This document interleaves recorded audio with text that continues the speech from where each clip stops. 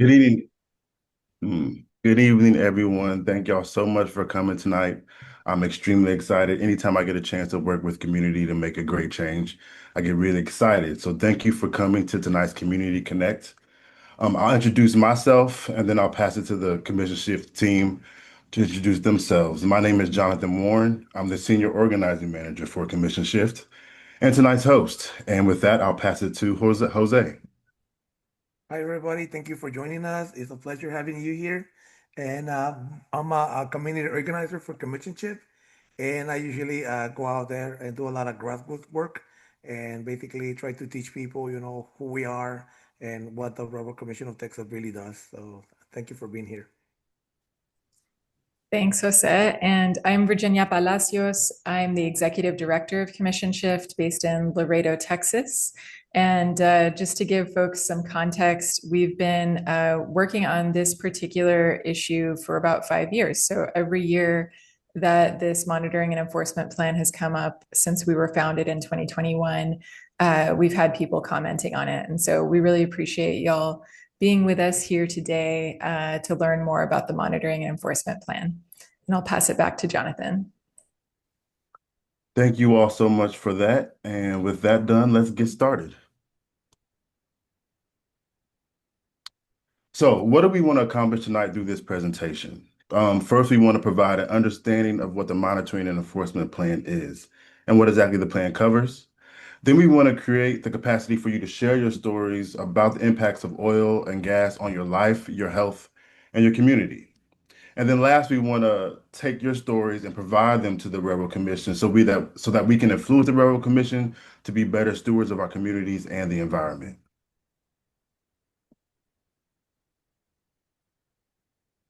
And so this is how tonight's Community Connect is going to flow. First, we'll talk about what the monitoring and enforcement plan is. Then we'll discuss the scope of the oil and gas division. Next, we'll talk about some of the specific issues that are in the monitoring enforcement plan. And then to end, some action items for you to leave here with tonight regarding the fiscal year 2027 monitoring enforcement plan or the new plan that they're preparing.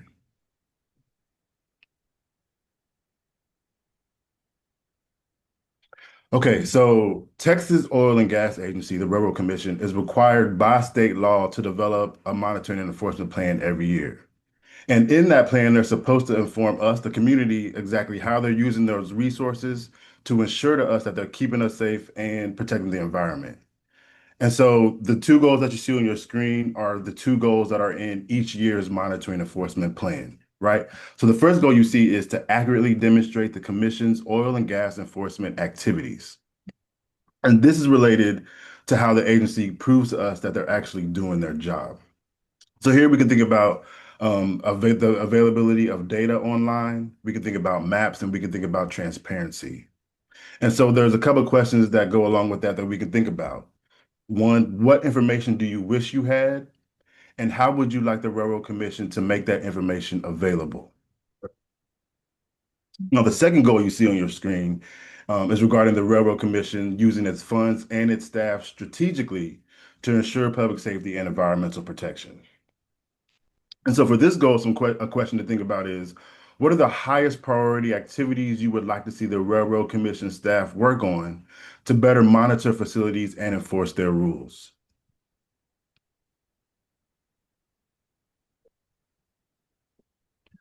Okay, so let's discuss the scope of the oil and gas division. And this speaks to what the Railroad Commission regulates in general.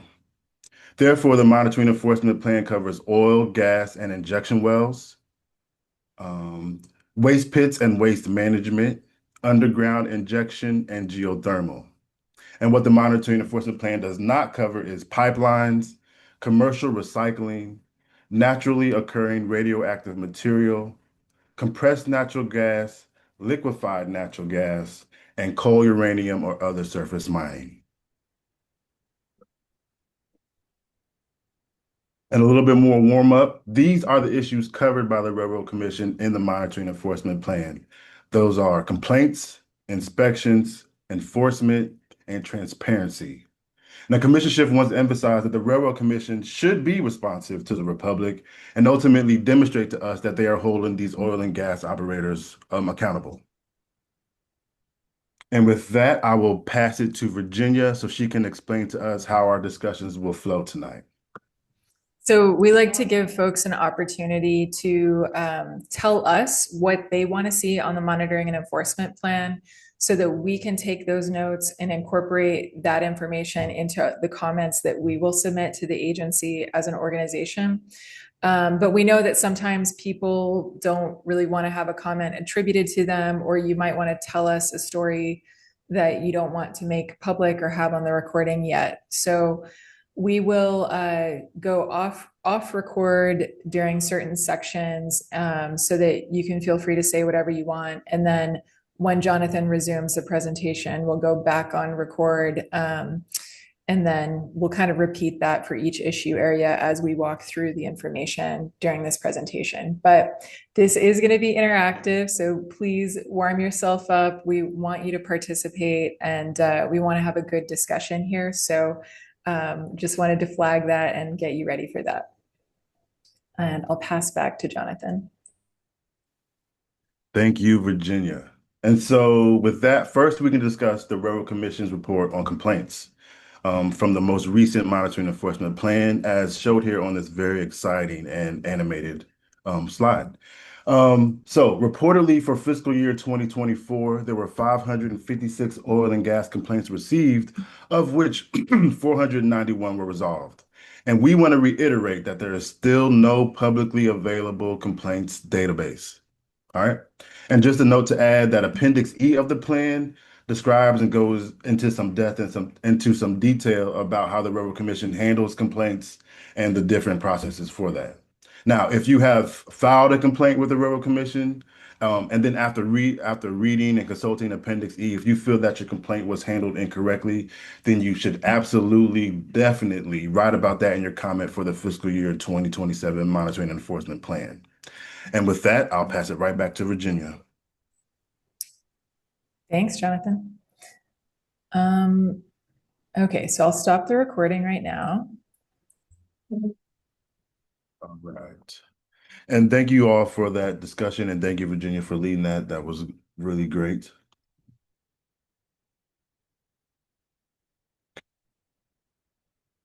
Okay, so switching our focus to the Railroad Commission's report regarding inspections. And so first, let me explain to you this graph that you're seeing, so it's not just a bunch of jumbled letters and numbers. All right, on the y-axis is the total number of inspections, right? The x-axis is the year. The yellow bars represent the number of predicted inspections in a given year, and the green bars represent the number of inspections completed in that year. Now, the black bar running through with the points and the numbers, those are the total number of Railroad Commission inspectors employed, and the y-axis on the other side is the measure of inspectors by 100s. All right, so let's break this down. And again, this gets to the heart of the kind of information that the Railroad Commission is sharing in this monitoring and enforcement plan. All right, so from the last report, fiscal year 2024, the Railroad Commission added 13 inspectors, raising the total number of inspectors to 198, which is important considering the amount of inspections that are required. And so for year 2025, there were 460,388 actual inspections, but they started with a goal of just 88,000. And for the fiscal year 2026, the Railroad Commission has a stated goal of 425,000 actual inspections, along with a prediction of trying to plug 754 orphaned wells. And then for 2024, the Railroad Commission plugged 49 wells. Now, with all of this information that I've just given you, a couple of more questions to consider. What would improve the outcomes of the Railroad Commission's inspections? And again, how can the Railroad Commission provide more data and be transparent? And with that, I'll pass it back to our fearless leader, Virginia. Before you move on, Jonathan, from the chart, I just noticed something that I didn't notice before when we were practicing this, and that is that the number of the inspection target in 2025 is lower because I think that number, it's around 88,000, is actually the number of facilities that they expected to inspect in 2025, but it's not the number of inspections. And so there's a difference between the number of inspections they complete and the number of facilities they complete inspections for. And so they could end up completing multiple inspections at the same facility. And so I think in 2025, the inspection target for the total number of inspections was actually on par with the other years. But 2025 was the first year that they started to report how many facilities they actually expected to inspect. If that makes sense. If anybody has questions, feel free to ask.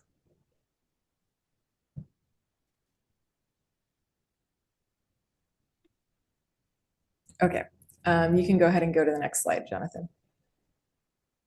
And again, I'll pass it to Virginia to facilitate the next part of the.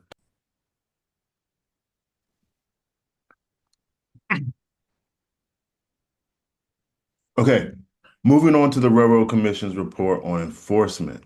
Okay, so there were over 28,000 violations in fiscal year 2024. And 2013 violations were sent to the Office of General Counsel for Legal Enforcement in that same fiscal year, as well as 3 major statewide rule violations in that fiscal year.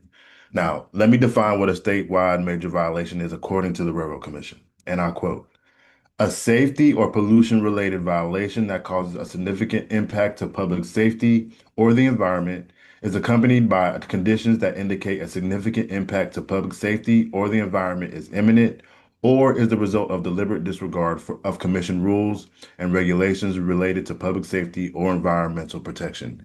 And we also have a link to that definition on the Railroad Commission site if you need that. You don't want to believe me. I really go look it up. That's their definition. So now on to the enforcement mechanisms by the Railroad Commission. And this is how violations are escalated through their enforcement process. And so you can see on the graph here that we start off with notices of violation. Okay, and so this is generally the first step in the enforcement path, and the operator has a certain amount of time to come into compliance with the commission rules. All right, now under notices of violation, which you don't see on the screen, there are also enforcement referrals and administrative hearings. An enforcement referral occurs if the operator doesn't come into compliance after receiving a notice of violation, or if the severity or willfulness of the violation warrants further actions, then the violation can be referred to legal enforcement, as well as there are administrative hearings. So if an operator or a person who made a complaint requests a hearing, then those two parties would present their evidence to an administrative law judge. That administrative law judge would then hear that evidence, and then they would come up with proposals for decisions. All right. And then the railroad commissioners would make a decision based off consideration of those proposals for decisions at the next open meeting. Okay. And so from that final order from the commissions, any of these following actions can happen to the operator. There could be a seal or a severance. If the operator does not come into compliance, the Railroad Commission can require them to shut in the well. Then the operator wouldn't be able to make any money off the oil and gas from that well. Operators do not want this. They want to avoid having their leases severed. There are also permit actions. If an operator is out of compliance, the Railroad Commission rules authorize the agency to modify, suspend, or terminate a permit. These permits include drilling, injection or disposal well permits, or a permit for a waste pit. We don't see this often with the Railroad Commission, but we do want to highlight that it is a tool, a weapon in their arsenal. Then there are administrative penalties. The Railroad Commission has the statutory authority to assess administrative penalties for violations related to safety or the prevention or control of pollution. And this is where the fines start to get a little weighty. All right, so the Railroad Commission can assess up to $10,000 per day per violation that is not related to pipeline safety, right? Or $200,000 per day for violations that are related to pipeline safety. Additionally, they can charge $1,000 per day for non-safety or pollution-related offenses. And that brings us to a loss of authority to operate, right? So other than sealing or severing the lease, the commission can rescind a company's authority to operate if the company fails to come into compliance after receiving a notice of violation and an enforcement order. They can also keep the person with the ownership from operating in Texas for 7 years, right? And with that, I will hand it back over to Virginia to facilitate the next part of our discussion. And before you move on from this slide, Jonathan, I just wanted to check and see if folks have questions about this process. Bridget, you had asked some other questions before, and I wanted to see if we answered those. It's not entirely clear, but it's clear enough. So usually, I guess just to answer again, and if somebody files a complaint and the Railroad Commission inspects and they find that there was a violation of a rule, they will send that operator a notice of violation, and then they do have a certain period of time to come into compliance. And if they do come into compliance, they won't be penalized. They won't have to pay a fine. But if they don't come into compliance, then the operator does have an opportunity to request a hearing at the Railroad Commission, so they could take it through like a whole case and present evidence of why XYZ happened, or argue that they didn't actually have a violation. If there's somebody like a complainant who decides to participate in a hearing, then they could also present evidence. And so there would be like a contested hearing, right? Usually after a hearings process, then it would go potentially into what's called an enforcement action, where then a penalty becomes possible. In some cases, without going to a hearing, the Railroad Commission can still issue an enforcement action and a penalty, and things like that. So hopefully that answers your questions. Does anybody else have questions about this process?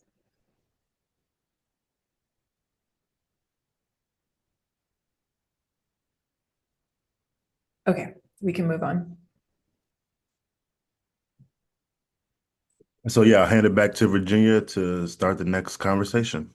Resume the recording. Okay, so let's talk about those goals that we referred to in the beginning that are on every year's monitoring and enforcement plan. The Railroad Commission wants the community to comment and give suggestions so that they can have influence over, so we have influence over what the action items under each goal are, right?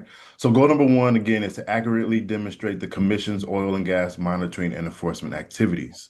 And under this goal, you can see there are 3 action items, right?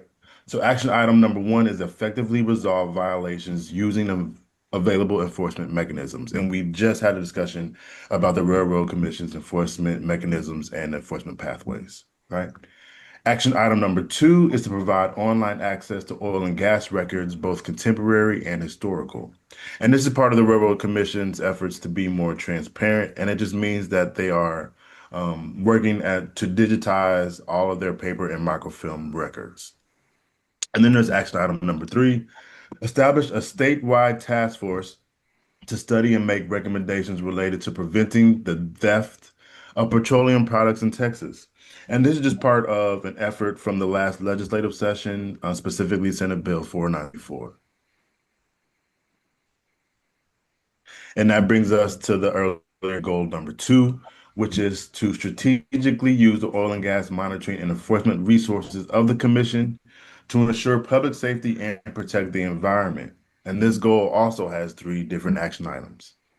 Now, the first one is to inspect the well and facility population, right? So as we discussed earlier, there are hundreds of thousands of oil and gas wells in Texas, and the Railroad Commission, according to their plan, wants to inspect every single one of them, right? So for fiscal year 2024, the Railroad Commission performed 461,350 inspections, as the efforts were focused on reducing that uninspected well population.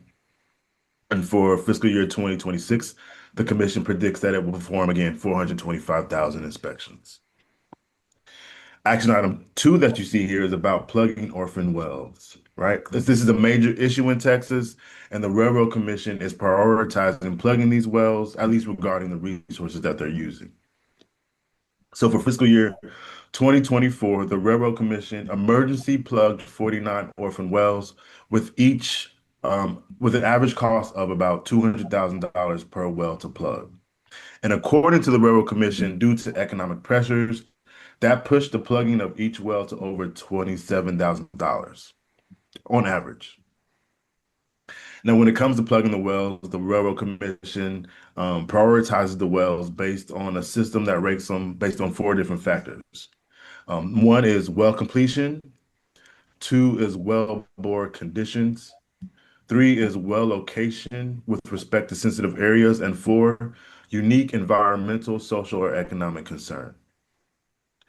So the Railroad Commission predicts in fiscal year 2026 that it will plug 754 orphan wells. Now, and the last reported for fiscal year 2024, they plugged 1,012. So doing a lot of work with the orphan well population. And that brings us to last action item number 3, which is about engaging communities regarding CO2 injection wells, which we mentioned earlier. All right, so, and this again is about carbon capture, usage, and storage. And so we have to point out that the Railroad Commission just received primacy from the EPA so that they can approve these CO2 injection wells on their own.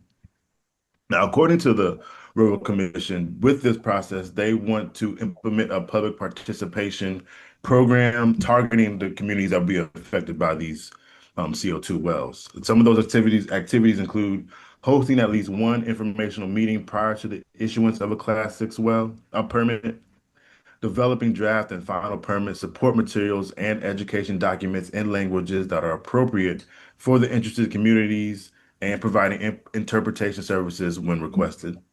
Ensuring meaningful access for persons with disabilities and directing communities to additional resources that may be of assistance to them through handouts and online information.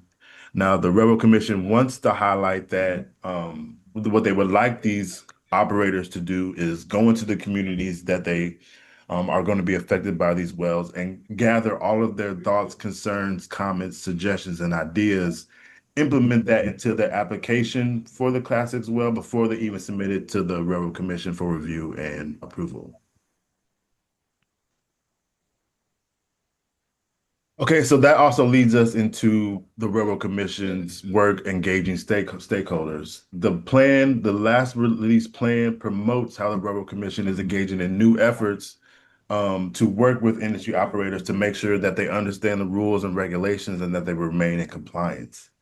Some of those activities are an annual regulatory conference, regulatory forums, presentations at industry events, presentations also to local government officials, user guides, webinars, instructional videos, notices to landowners, and they also want us to know that they're being creative in the ways that they're using social media to engage with industry operators. And so that might make us naturally think, what does the Railroad Commission have to offer to impact the community members, interested community members, and community members at large regarding educational opportunities? Well, there are a couple. And I believe Irina mentioned one, those listening sessions that the Railroad Commission offers, with the next one being on Wednesday, May 13th at 12 p.m. And we do have a link to the registration for that if y'all would like that. And then also there are the Railroad Commission open meetings. And the next one is on Wednesday, March 25th, and will be in Austin, Texas.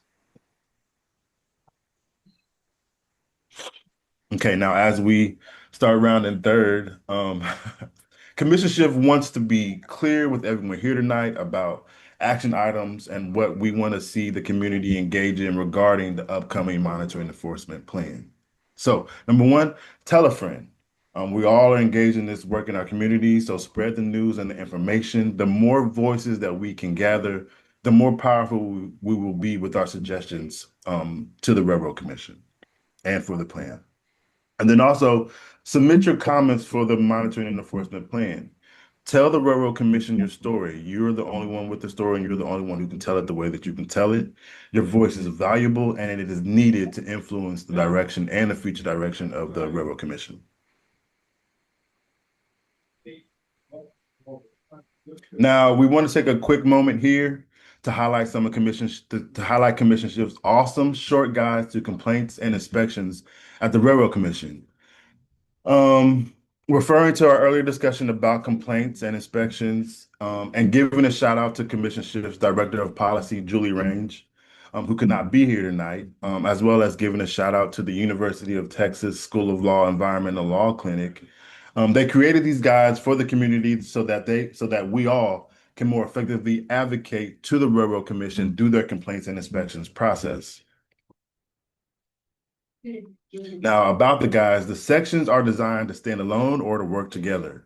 The web version of the guide allows you to follow links between the different sections, and the print version has QR codes that will link to a web guide as well as an incident checklist.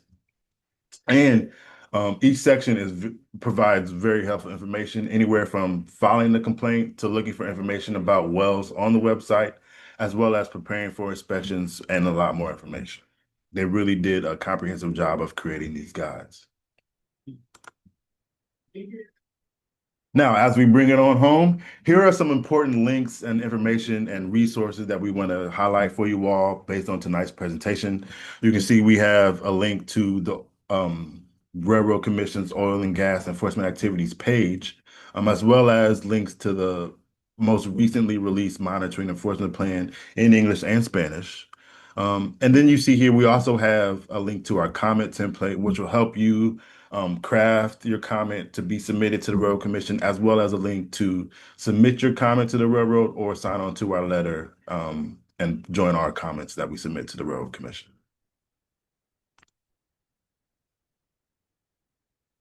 So again, we value your story and your input and making your voice heard by the Railroad Commission. It is so valuable to the direction and the accountability of the Railroad Commission.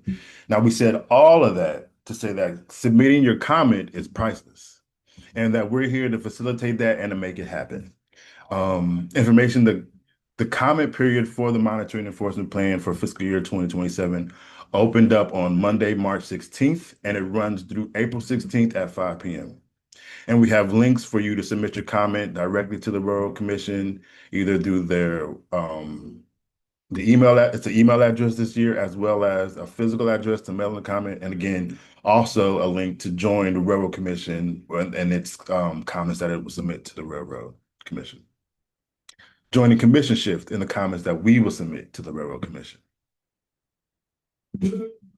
And with all of that, Commission Shift and we want to thank you for your time, your effort, and your consideration to come tonight. We know that time is valuable and of the essence, especially right now in these times with everything that's going on. So we want to thank you for coming tonight and participating. We know that we will have a great impact on the Railroad Commission and the direction and the Monitoring Enforcement Plan, mainly because of you all here tonight. We know that we can make things happen together as a group, a powerful group. And so again, thank you for coming tonight. We hope that you have a great rest of the night. We hope that you will join us in submitting comments to the Railroad Commission. And with that, I will open it up for comments and questions.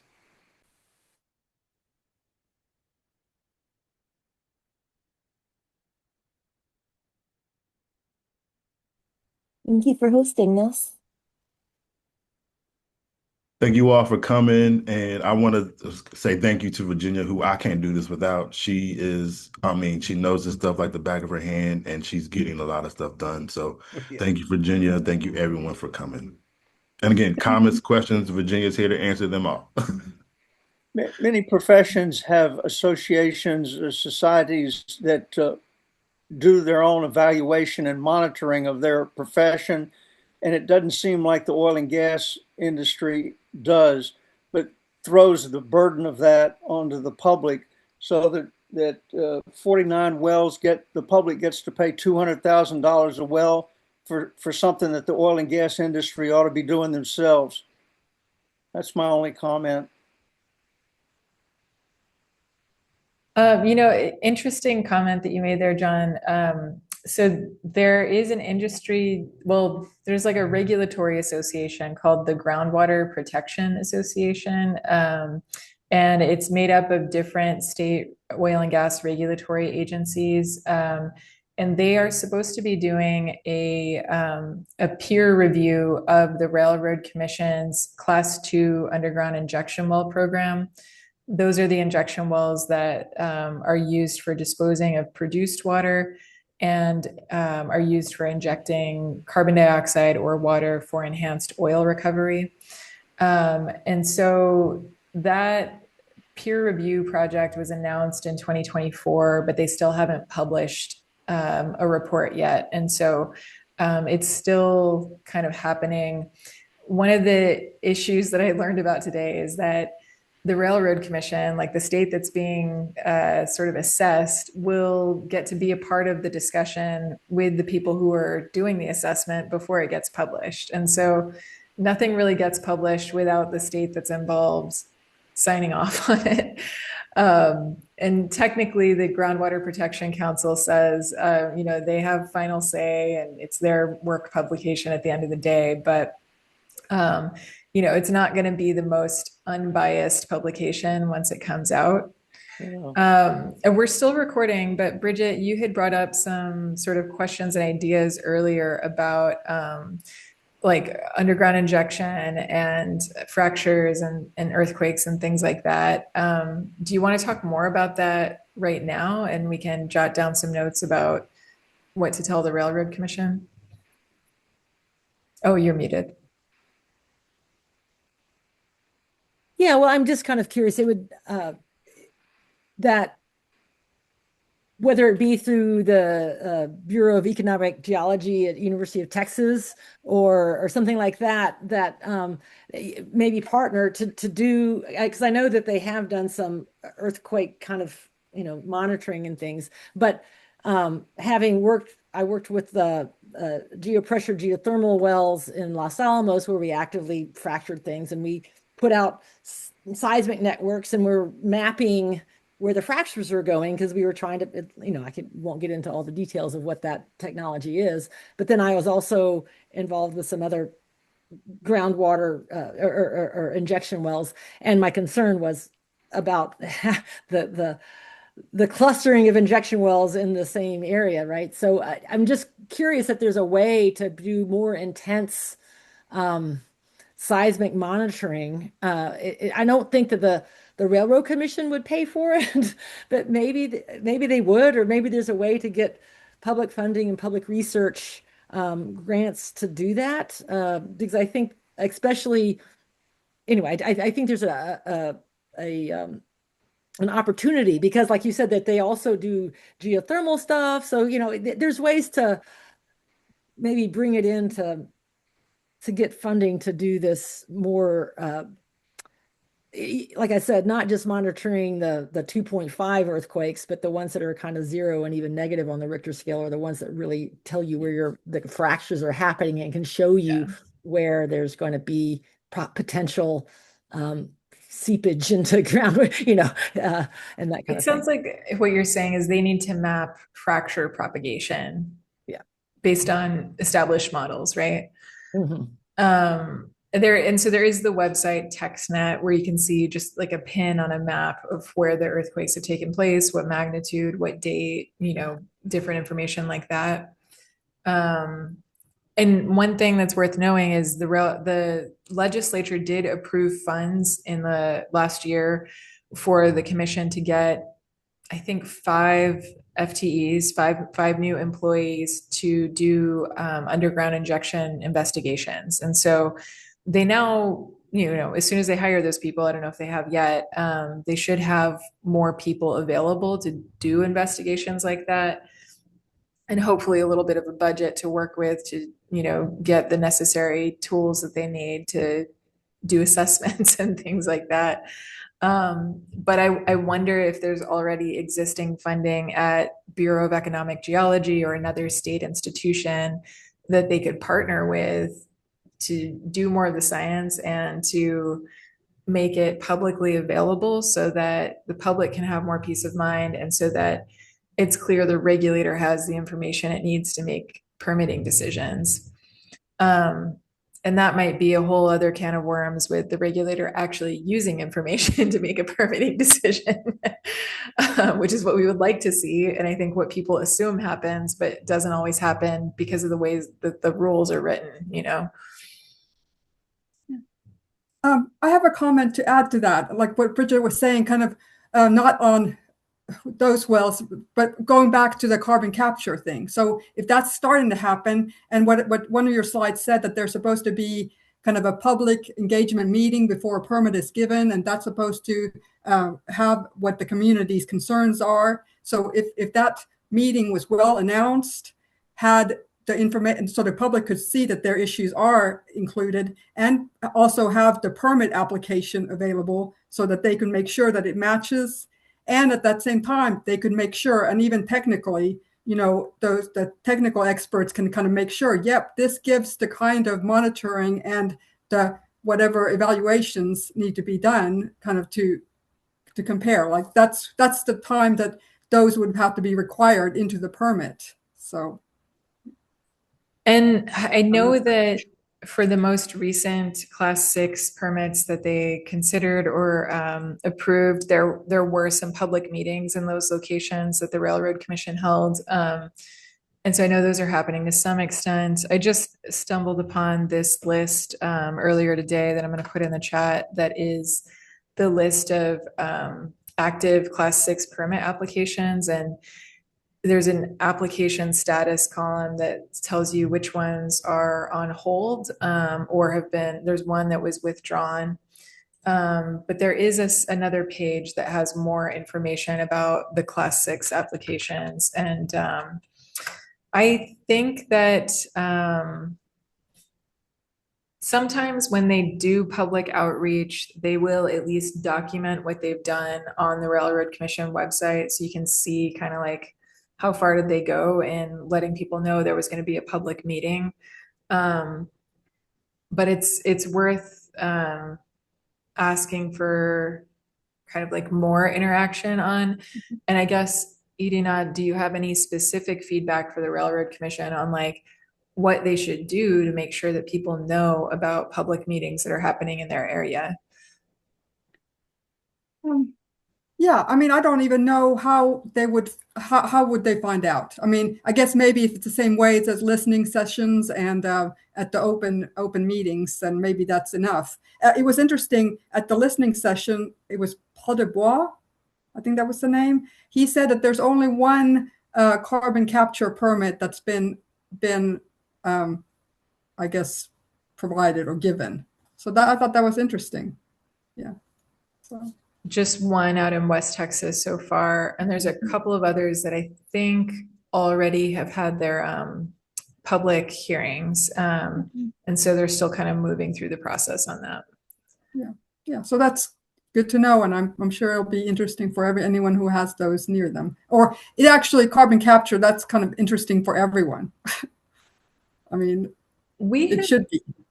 We've asked the Railroad Commission in the past to produce more like list serves, that not a list serve, but just like let people subscribe to an email list so that they can get notices about a particular topic. I thought they had created one for Class 6, but I'm not seeing it when I go to the website right now. But I did just drop the carbon dioxide storage website into the chat. So if y'all want to look at that and investigate that, you can find it there. But I think like subscribing to an email list should be something relatively simple for the Railroad Commission to set up. Obviously putting a notice in the newspaper and announcing on social media. And there could be more sort of like physical flyering that they send somebody out to do. I mean, that would be ideal and kind of the way to make sure everybody knows that the meeting is going to happen. Yeah, I'll look into that. I mean, maybe it's already out. Maybe they're doing enough, but it's just us catching up. So thanks. They might not be. Yeah, I know. I have the information you provided on how to make the comment, and I'll definitely look into it. So thank you. And I want to jump in here and reiterate that we will be following up with all you all with follow-up emails with all information about commenting, comment templates, links, and everything like that. So with a slide deck and everything. So we're not going to leave you hanging. We will provide that to you after this meeting.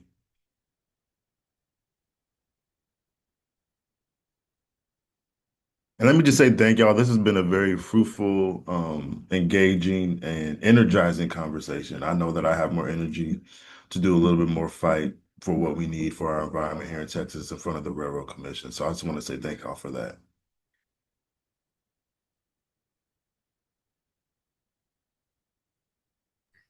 Okay, well, we can go ahead and wind things down. I'll stop the recording.